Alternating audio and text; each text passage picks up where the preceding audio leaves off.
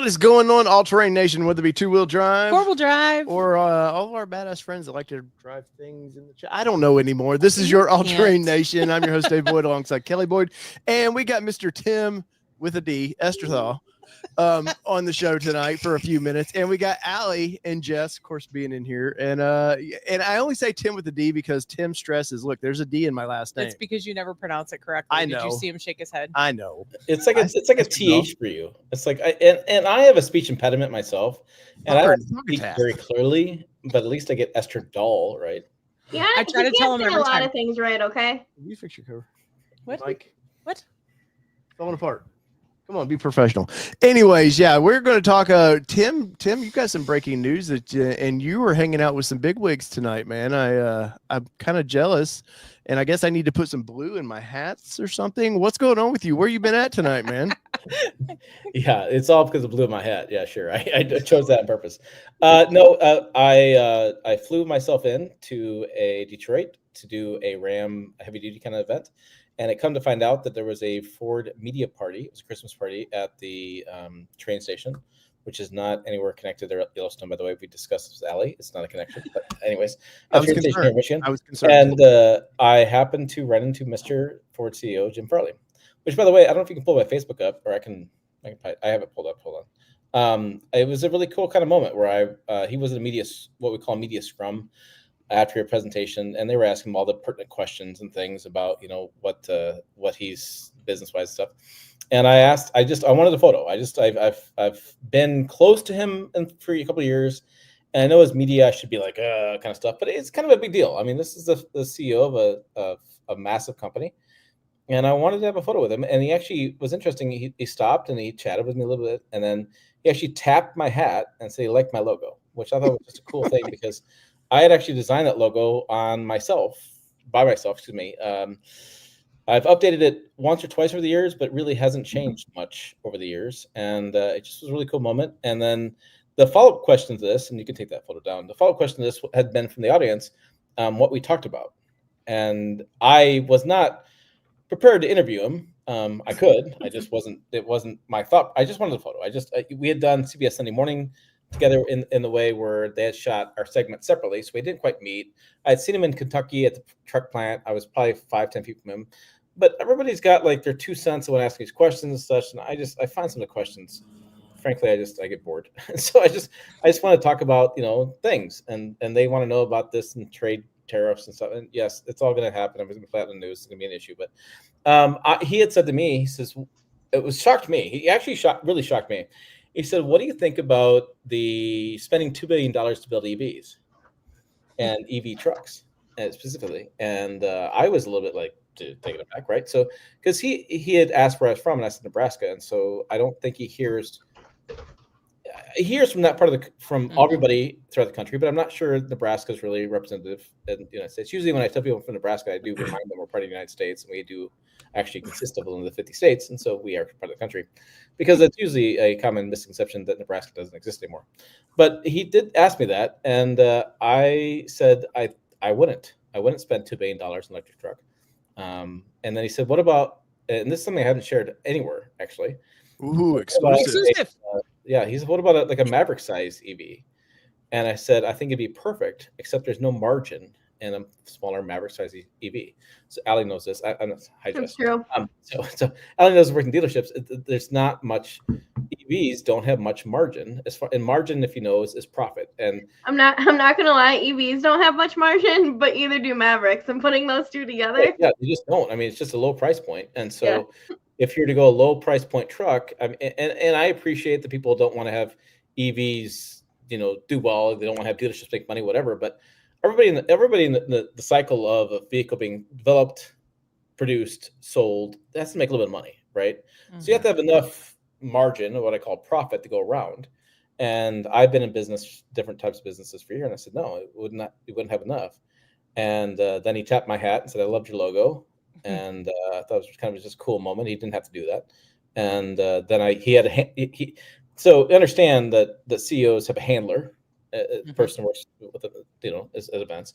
And then I did notice he had a security detail, which I thought was really fitting, not to go off topic, but with the United CEO. Oh yeah, right now. Right? I mean, yeah, I was, Luckily, Ford hadn't pissed that amount of people off just yet. right. Yeah. So he had a security. So I wasn't going to take too much from his time, but it was kind of a cool moment for me. And then one of the PR teams said I should, send him a hat, which I maybe will. I have a new hat vendor. I need to sort out. I've had some difficulty with hat vendors over the years, and I have a new one that's pretty well known. So I may send him a hat. It'd be kind of cool. I mean, I appreciate those who think it's maybe juvenile. I appreciate those who think it's maybe a little bit. I don't know, whatever word you want to throw at me. Trust me, I've been online for over a decade. I've heard everything that you can throw at me.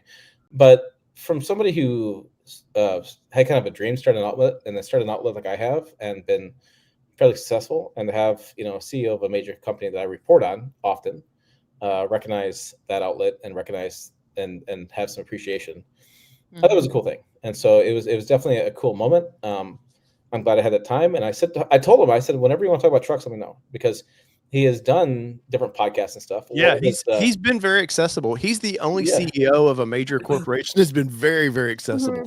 Well, and it's funny because his opening remarks at the Christmas event we were at, he gave a little speech, and his opening remarks was one of his things. He said, I was on this Britain podcast, and I happened to mention I was driving this Chinese EV around, and 2 hours later, it was all across national news. he goes, I've learned that I need to, not curtail what I'm trying to say, but I need to pay a little more attention, because now it's this huge thing. But I just thought it was a cool moment, and I thought it was cool that he asked me these questions, and I was pretty flattered at this event. I talked to several several Ford PR people. Tim. I know, wrong one. Several Ford PR people. That's a whole nother issue. And they were very much wanting to talk about things, and they wanted to be on. One of the people was the executive in charge of supply chain at Ford, and we were talking a little bit and having a good time talking. I'd make my jokes. I always make little jokes and things. And I said, "Yeah, I'd do a podcast and a podcast video kind of with her." And they were like, "Wow!" And one of her people who works in the office was like, "Yeah, we need to really do that." I said, "I think that's important. I think those are the stories that you don't hear in the media that people need to know about." I remember I had a gentleman told me, he goes, "It's not 2020 anymore. Supply chains origins are done." I'm like, "Au contraire." There's a lot going on here. So I think that those are important stories to have conversations about. So I had a pretty good event, and now I'm. It was open bar, so I'm drinking water, by the way. Well, next time you talk to the supply chain person, feel free to drop my name, because that's my line of work. Okay. I love that. In real life, I do international logistics, so good times. Everything's fine. It's fine. She was great. she Everything's was on fire. Yeah, she was. That was the response was, "Oh my gosh, I can't believe supply chain stuff." But yeah, so it was a cool event. It was cool to have that moment. I've been in media scrums where I've had Carlos Ghosn nearby, and I've had I can name drop 1,000 people, but did he say hello, Tim? Yeah, well, with a D. I don't report as a journalist. I don't feel like I report on the business side that much, right? So you get the CNBC guys, and they make more sense for me to ask those business questions. So I really don't have, and I've talked to Toyota about this stuff. They do events with CEOs all the time, and Honda and everybody else does. And I really don't have a real business need to have conversations with some of these folks. But I think Jim Farley is one of those guys that I could make a business case. And I would love to know more about Jim Farley's truck roots. You hear a lot about his amateur car racing, which is he's a pretty accessible, cool guy. He goes out there, and not every CEO can say that. Just basically him and Toyota. I mean, and Akio does, and so Mark Royce, the GM president, does as well. But he doesn't. I don't think Mark Royce does the same degree that Jim Farley does by any stretch of imagination. So I think it'd be cool to have an event and talk more about just trucks with him. And I know he's done some stuff with Smoking Tire podcast and things, and maybe I float the idea, maybe I don't. Maybe it's something that is something to think about. Oh, I would love to hear him on your show, and because you're middle America, man, and that's the great thing, and I think why people really resonate with your channel is because you speak like a normal American. There's not that New York, that Wall Street, what they're used to, and it's not that California kind of valley. Everything's cool. Like middle America has concerns. The EV is a major concern for them because, for one, what I'm sure in your town, there's not like charging ports are just everywhere. I know you had to Oh, put one we in your got own two house. now. We have Ooh, two. guys, settle Whoa, down. slow down. I'll Look at I'll that. tell you, I literally was going to take a photo of these things and just basically say, "Dear neighbors, here's what they are." You do not hook your cow up to this. Right. I just was thinking to myself, like, people have no freaking clue what these things are. So I just thought maybe I should do that one. But that's me being snarky. In Nebraska, would you have to print that off on paper and deliver to your neighbors? Or I'm pretty sure they have what's called the interweb, Kelly. We do smoke signals. Right. So Tim, why? I mean, obviously I know at the Christmas party, but this is your first time seeing the train station there, man. I've got to see it from the outside. I know, Allie, you've been in it and stuff. But and then I parked in front of it. I'm going to park at 1 o'clock, which is not. It wasn't 1 o'clock. It was like 10:30 at night. It's an area in change, we'll say. It's That's definitely they're revitalizing that neighborhood. But I got to see it twice. I saw it when I did the Maverick launch this summer. You drive right by it because it's on the corner where they did that. What is your impressions of that? Because Ford spent a ton of money. Yeah, I mean, you definitely can see the dollar signs, right? I mean, there's no doubt about it. It's a very cool building. It's a very historic building. It's the train station that, not the train station. Not the Yellowstone train station. Yeah, no, our daughter tried to use Waze to get us to the train station, and we were not going to that train station. If you follow Yellowstone, you'll understand that joke. But no, I thought it was a very cool building. I love old buildings. And having the architecture in the building and the 20, my God, it's like 20, 24 foot ceilings and stuff. I mean, and it's a very open space. And yes, Ford spent a lot of money. And it's interesting. One of my colleagues, I can't remember who it was, but one of my colleagues said, out of all the things that Bill Ford, who's this chairman of the company, I think his name is title chairman. William the fifth or something, fourth. Something like that. Of all the things that man can be criticized for or applauded for over the years, probably his biggest legacy is going to be the redoing the train station and giving back to the city of Detroit, which has been. I graduated high school 2 hours north of here. I mean, I've lived here throughout my life in different parts of my life for years, and Detroit has been a challenge, and it's gone through some really rough times. I mean, Tim, the biggest thing he would be known for is if the Lions win a Super Bowl this year. I think that would outdo just by a little bit. That would outdo the train station.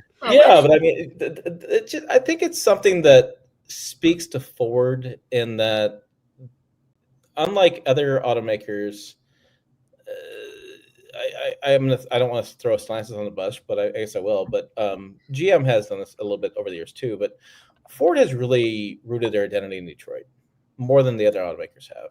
And I think that's a cool thing. I don't think that's a bad thing. I think it's a cool thing. And they've really tried to make, Michigan people be proud. And remember when it was build Ford Tough was their thing for years. Mm-hmm. And then they were like, build Ford proud.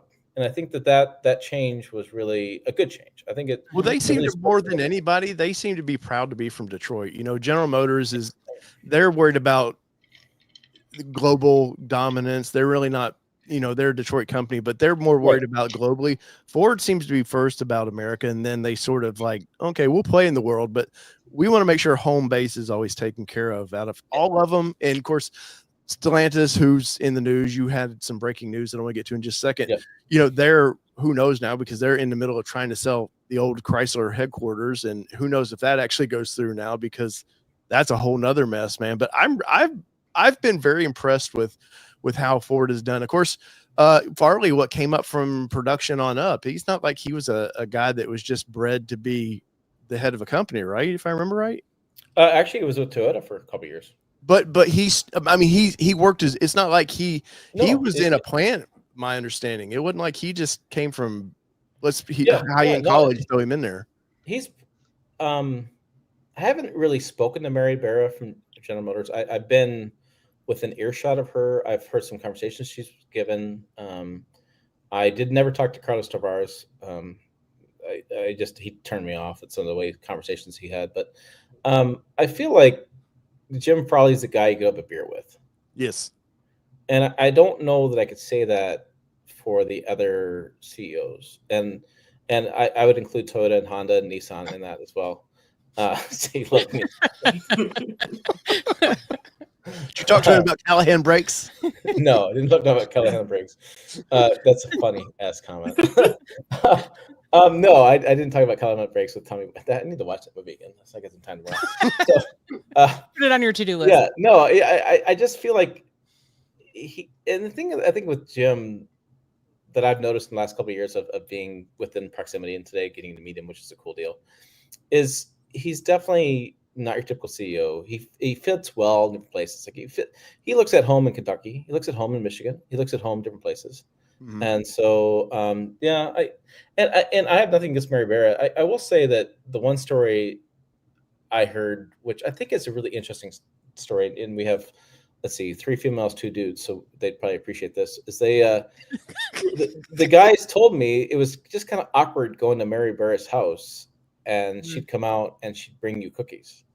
And you're like, so she's mom, CEO of General Motors, but she's still, and I'm not. I mean, dudes can do that stuff too. I'm not. Yeah. I'm not trying to be sexist at all, but I'm just saying. Well, that was Tim with a D. Right. But I mean, that I thought it was a really interesting point where if you go to Mary Barra's house, she's a host. She still has that. Yeah. Want to make sure you're and I do that. I have parties all the time, and not all the time. I have parties like once a year because I'm old. But I'm very much a host when I do parties. I'm very much a host as far as it. And then Dave's older than I am, by the way. Just throwing it in there. But yeah. So, but no, I definitely still want to be a host. I still want to. Yeah, somebody said that, and I thought it was a really interesting point. But I would love. And talking with Jim, like I said, a really cool moment. I would love to get more CEOs to have conversations that don't involve the variety of things that CNBC has. What's Jim's favorite cookie? What's Jim's favorite burger? What's his favorite beer? I mean, those are the he did that road trip. He did the road trip in Lightning, I believe. Right, and they showed a video of that. And I was talking to one of the team members standing in front of me, a person I've known for years. And I said that was the best thing he ever did. Was him doing a road trip in an e-transit van. And he even said in the video, he goes, "This sucks." He goes, "It's not range anxiety, it's charging anxiety." And he was trying to use chargers, and they sucked. But I thought that was a really great thing for him to do. I thought it really was smart. Well, and I think sometimes, it can get very CEOs, COOs, all the C-suite can feel very distant away from the true consumer. And I think the fact that he did that and proved and went, hey, you know what? And I'm not afraid to say, hey, I feel like this needs to change and this needs to stay. He didn't come out and say, our product is fabulous. The whole PR answer. Yeah. Because a lot of times you get the PR answer. And to your point, I think it would be very cool for you to have a sit down with a bunch of CEOs and say, hey, let's just break the mold and let's just talk about how's your day? What did you do with your family? Really nice to show him as a person. It was really nice to see that he finally saw what dealers were complaining about of what we're dealing with whenever because we talk to we know more about the customers than I feel like Ford does sometimes. Yeah. Because we're the ones talking to the average customer. You're the face of that company. He's in the heart of pretty much the U.S. where you have the average customer. It's not some big city. It's not a bunch of big wigs. It's not in the heart of New York or California or Florida, wherever. And it's nice to hear what the average person wants and needs, and the fact that he finally realized everything we were talking about for so long, and then went ahead and fixed most of it. There's still some things, but nothing's perfect. But. Right. To have that such a close connection to be able to know that the voice is getting back. I think. And I agree with Tim. That is something that I think should have been recorded. Yeah. I think right now though, what the biggest thing they can fix is their stock price, because Ford's right now, I don't know why they're doing great, but their stock price right now is just not turning like it should. Tim, speaking of turning, we'll make another turn here. You had some news about former CEO coming back, man. This was I wanted to do a video on your story, but then I was like, hey Tim, come on the show so I can just ask you the questions. We know Stellantis has been in turmoil, and you were talking about the current CEO. Well, he's not current anymore. Just caused all kinds of issues. I think he was just sort of a guy that wouldn't bend. He was going to be his way or the highway, kind of like what we saw with Nissan. That was the same way with their former CEO. Was it works well in short times, but for long term, it does not work. And they let Tavares go, and now Ram finally has somebody that actually likes their trucks again. So hold on a minute. So Chris Fuel was the former CEO of Ram and also Chrysler. And I've talked to Chris Fuel. She's a great person. She's a truck girl through and through. Right. A smart person. She doesn't have the really outgoing persona that Tim Kuniskis has.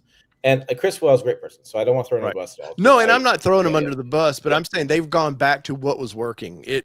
Because the current CEOs of all these companies were just sort of like, hey, let's start putting in new pieces without really thinking of how people are going to react to it. Right. There's been a lot of turmoil in Stellantis world, and there've been a lot of issues. I'll just go with issues because clearly my water's wearing off. Wearing off. There's been a lot of issues in the Mopar and Ram world, and I've talked to my friends over there to cover it quite a bit. And Tavares was hated. There's no other way to say that. Hated. Yeah. There was conversations tonight at the media dinner because you get 100 of us media together and we're going to talk about stuff. And this just was breaking news. I literally landed and I saw open Facebook up and boom, it was there. My friend Patrick Roll had shared it. Saul Powers was writing out over there, and David Katz ran the story. And I guess it's been confirmed elsewhere. I didn't have time. I threw my earbuds onto this video because it's such big news. So if you know the history, Tim Kuniskis was what I'm going to use a terminology that a gentleman uses, TK Garage uses on YouTube. Interesting character, but he called him Mopar Jesus, which I think is kind of an interesting way to say about him. But he was the guy that created the Hellcats and created the energy and the TRX and stuff. What I think is really interesting about the news is that we all in the media kind of made a decision at dinner and the drinks and things where clearly there was a dust up outside the hallway of Tim Kuniskis' office and former CEO Stellantis office, Carlos Tavares. Clearly, he was in the job for 34 years, whatever, impromptu retired, and then left for 7 months, and now is coming back. And incidentally, Tavares resigned under board. Basically, the board said, "Get out of here and resign." Let's see, not yesterday, Sunday, but the week before Sunday. So it's been 8 days. So in 8 days' time, a gentleman who retired 30-some years in service is coming back in 8 days after 7 months, playing. So clearly there was something going on in the C-suite up there. Yeah. Mm-hmm. There is a lot of excitement for Ram to bring a V8 back. It's a very interesting question, and it's something that I've thought a lot about, and I put it in my headline because it's something I think about quite a bit. Because I think when Toyota killed the V8 in 2022, I thought it was a mistake. I don't think that every truck buyer on the planet needs a V8. I get it. Some guys want it. Some guys want the rumble. I get it. Other people don't want it. They want smooth, quiet, powerful. I totally get that too. And there's a lot to be said for better fuel economy and a smaller engine. Yes. I think that I'm an all above kind of engine guy. I think hybrid, like in like Ford's case, for example, we talked about earlier, right? So you have a small little V6, you have a bigger V6. Okay, you have a couple choices there. You have a hybrid. Okay, you have a V8. Okay, yeah. I mean, you have a variety of things that you can. Customers come in and they can kind of pick what they want. Now, Ford, like many automakers, is started to put the clamps down on what you can get, right? So you can't get a V8 throughout the F-150 lineup. It's in certain trim levels and things, and they've kind of restricted things, but not restricted things in a way, is what I want to say. So that brings back a lot of. You covered them up. That brings up a lot of questions about what Ram's going to do, right? So Ram has the kind of Star V6. They have the Hurricane engines. Do you go back and do a Hemi on top of the Hurricanes? The Hurricane's a good engine, though. I mean, me and you did the video this past summer in the Ram. Which one was that? The Tungsten or whatever The Tungsten, yeah. Yeah, and dude, that thing would get up and go. And I think that for daily use, for people that just need a truck to every once in a while need a truck, perfect. But Dodge and Ram are known for high performance engines. Yeah. Yeah. And when they cut their balls, I hate to say it like that, and it didn't seem like there was a plan to do it. Like the hurricane was announced like 2 years ago or something, and there was no up to do about it. It was just like, oh, here's the engine. Suddenly they kill the Hemi, and then the Ram buyer out there, Rambro, is like, what the hell's going on, man? Like, my favorite brand is not going to offer anything but this, as people think, a weak engine, and the Hurricane is not. That high output will get up and go. So I think it's scared buyers, because sales all of a sudden are not tanking, but they were going to be number 2 at one point in sales for truck sales, and all of a sudden the brakes were put on that. Do you think that's just the Europeans? Because I've said this, I think I said it last week. The Europeans just do not understand the American audience, and when European management comes in and it's like, hey, this is how we're doing things, I think that's why certain CEOs just suddenly go, you know what? See you guys. Cool, man. Y'all live with that because we're a truck company. And now I think they probably offered him a bunch of money. Please come lend your voice. Give us the credibility we needed back for trucks. And then we'll maybe in a couple years figure out, because they're like a lot like Nissan, Tim. I've always said it. They're a company that's never super profitable. They're more of a one track. We know what we can go this way. We can't splinter. GM and Ford can splinter, try new things like the Power Boost, which I love. You had that Power Boost. I love that truck. I think that's a great way to get people like me who's scared to get into EV. I think that's a good way to go. Look, it didn't bite me. Like it still has a gasoline. No, I mean, it sounds funny, but it's true. There is I'm 50 now. Sorry, AARP guy here. It's a true story. I'm scared of everything. but no, there is an audience that needs to know, okay, we can do electrification. Let's ease you into it. And I think when these companies like Nissan and Ram suddenly go, nope, here's the date, hard date, we're just doing it. Suddenly their audience is like, you know what? That Ford is looking pretty good over there. There's a lot to be said. I've heard the argument online about European managers, and there's something to be said for that. I'm not going to disagree with that. I think Tavares was off the mark on several things. I think his unwillingness to be a leader, it was the big downfall, right? So leader brings people together, has a vision, and he was pissing off the UAW, he was pissing off board members, he was pissing off plant managers, he was doing everything he can to piss everybody off, and that's just leads to your downfall. I would love to have been in a room with him and Sean with the UAW. Yeah, I would have paid money for that pay-per-view. You couldn't have kept your mouth shut. Oh, I would have on that one. I would have taped it. I think the piece that you would have had to. Some people miss here is that Tim he's been gone for 7 months, right? Mm-hmm. So he wasn't like unaware of the hurricane coming to end. He wasn't unaware coming to the end. He wasn't unaware of the hurricane, right? So the picture behind is the Ram, the Rev. Yeah, I mean it's an EV. I mean, so he's not an idiot. He's not aware of the changes that happened. He understands that. I think one of Ram's biggest missteps is not so much that they killed the Hemi. I think there are the diehard customers, but you remember, we went from V6 to V8 then V6. I mean, we've kind of done this thing over the years, right? So back in the 60s, we had inline 6s. We didn't have V8s, and unless you had a big work truck, and who needed extra 2 cylinders? And we've kind of gone back and forth with the audience over the years, but I think Tim saw the writing on the wall, not U.S. EPA emissions, but global emissions. He saw the company had to change. He saw they needed to. There were some challenges there.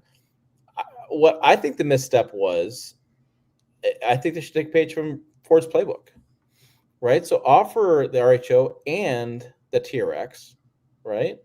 But then offer the TRX in limited quantities at a higher price point. Same idea with the Ford Raptor versus Raptor R, right? So it was funny. One of the heads of product development for Ford, he had a long ass title. He actually drove Raptor R to the event tonight, and somebody in Valet took it for a drive, and you could see them driving around all the way around to the Valet parking lot. Like the long way. And he was I said, well, grab your Ford Pass app and see how far they drove. And he's like, that's a good idea. So he pulls the phone out. But because you still want that excitement. You want that customer to say, man, I really wish they offered this Raptor in the V8. You can say they do. It's here you go. And Allie, my numbers are on top of my head, but I think it's $30,000 more. Just roughly, yeah. Yeah. So I mean, you're like, we still do, and then that's what I want, $30,000 more. Oh, let me think about that. Yeah, but you're at like. Well, I think you're like starting price for the thing is like 109. You're right. Well, I just did that comparison video. Just tell them, hey, it's going to cost you, and that's, to me, that's a whole different question. You're not telling the customer you can't